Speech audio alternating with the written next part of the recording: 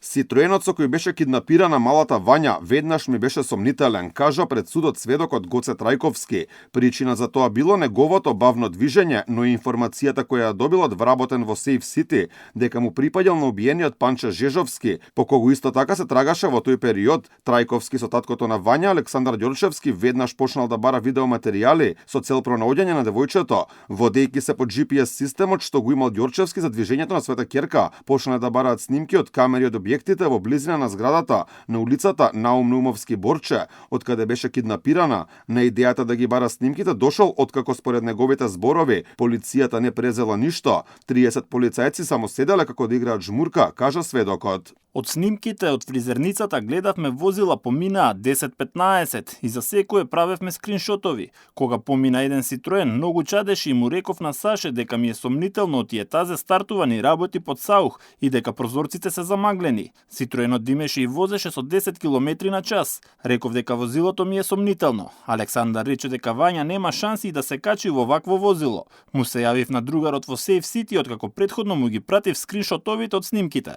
Како сведок во судскиот процес кажа дека неодамна од членови на партијата Десна, каде председател беше прво обвинетиот за двојното убиство Љупчо Палевски, добил закана со порака да внимава што зборува, дека ќе завршил во дупка.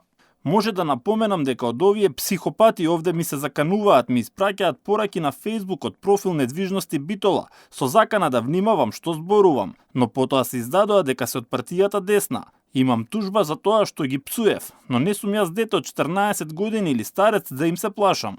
Трајковски кажа дека преку старо кумство биле поврзани со семејството Ѓорчевски, а Александар му бил кум на првата свадба, но сепак немале контакт меѓу 15 и 20 години. Се до исчезнувањето на Вања го контактирал својот кум откако неговата мајка Кираца Трајковска му кажала да му се јави да му помогне во целиот случај. Адвокатот на таткото на Вања, Владимир Туфекџич, изрази задоволство од исказот на Трајковски.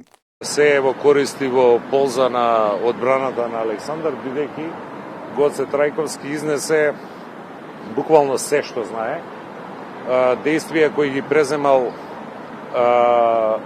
во текот на целата постапка, еден дел и по барање и на полицијата. Со сведочењето на Гоце Трајковски исцрпена е целата листа на сведоци. Денешното рочиште мина со неколку опомени за адвокатот на Палевски Јовица Страшевски, но и со довикување од членови на Десна кои како јавност го следат целиот процес. Одбраната на Палевски поднесе и ново барање за изземање на судијата, кој експресно беше одбиено.